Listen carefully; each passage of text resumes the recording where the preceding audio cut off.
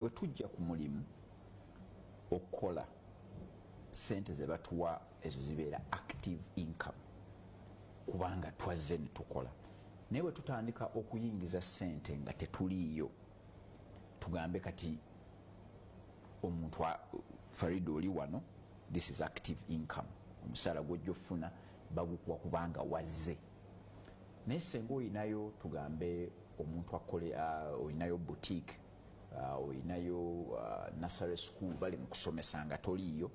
naye nebaako akasente keeta oba influencing gigs. Oba influencing gigs no kwegamba neobeera ng'osasula nga toliiwo kiyitibwa passive income. Akakodyo akayinza okuyamba okwetwala okubeera financially independent kwe kubeera nti sente ziri ezijja nga toliiyo bw'ozigatta zisobola okusaanyaawo sente zino z'olina okusaasaanya buli mwezi ebyetaago byo by'osaasaanyako buli mwezi era nja okugamba that is one of the hardest paper kyekimu ku bintu ebikyasinze obukalubo naye ng'ate bisoboka ogambe zisobola okusaanyaawo kwega kati tugambe omwezi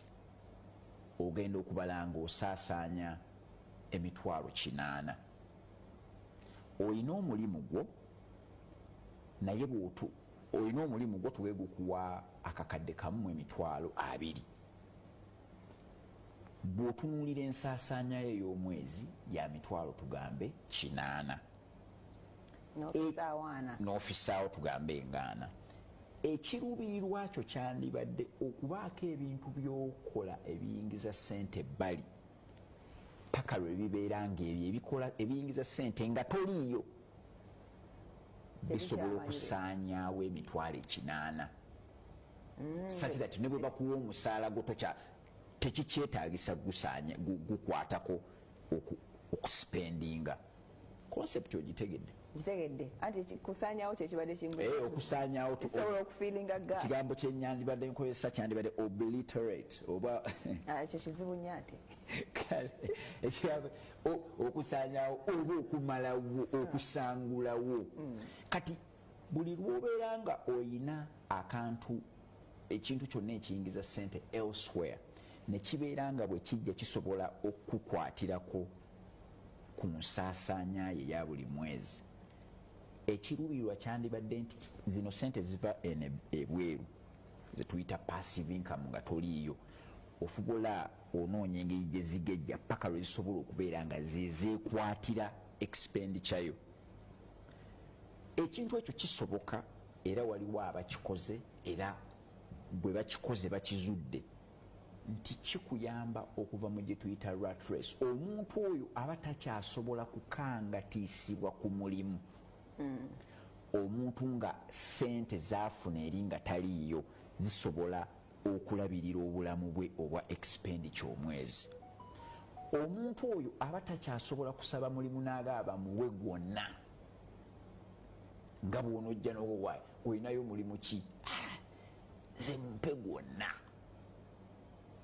passive income eyo gy'oyinza okukola nga toliiyo kasiteebeera ng'esobola okusasula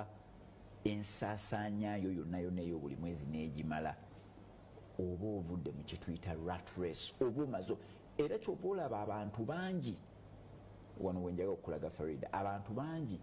nga bafuna emisaala eminene naye olw'okuba tebayinaayo sente ziva eri bweru zisobola kusaanyaawo oba okusasulira omuwendo guno ogw'okusaasaanya buli mwezi basigala babeera ne pressure ku mirimu basigala basobola okukozesebwa ebyambyone byonna byonna ku mirimu abantu abasobodde okubeera n'akasente ebweru ate nga akasente ako kegamba ak'ebbali katandika katono osobola okubeera nga osaasaanya emitwalo 8 omwezi naye n'ofunayo ketwandiise ka side hustle ne kajja nga buli lunaku kakuwaayo ne bwe ziba 15 manya nti ko bwe kaneekuŋŋaanya omwezi kajja kujja ku mitwalo 8 kajjeko emitwalo 15 ekiruubirirwa kyandibadde kyakunoonya ngeri gye kagaziwamu akajjawo 15 kati katandike kujjako 3 katandike kujjako 4 buli mwezi olukakutte wakati katandike okujjako 55 katandike okujjako 6 kesimbe mu jjukira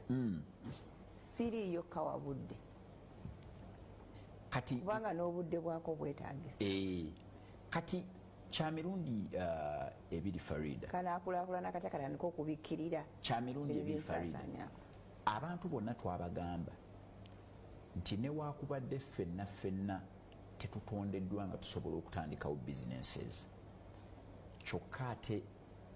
ffenna tusobola okubeera bainvestor kuba investor yani investor ye muntu yenna nga ayinawo ssente ze then n'alagira ssente ze zimuleetere ssente endala mudaala gwa chips oba obeera ozitumye zibeereko ebintu ozitumye zireete ssente endala senga kyandibadde kisoboka Uganda eno bagenda ne bagirankinga ne bagamba nti Uganda yensi esingamu banneekolera gyange ba entrepreneur fe wane Uganda kitwanguyira nnyo okutandika obuzibu bwe tulina maybe bujja kuva nti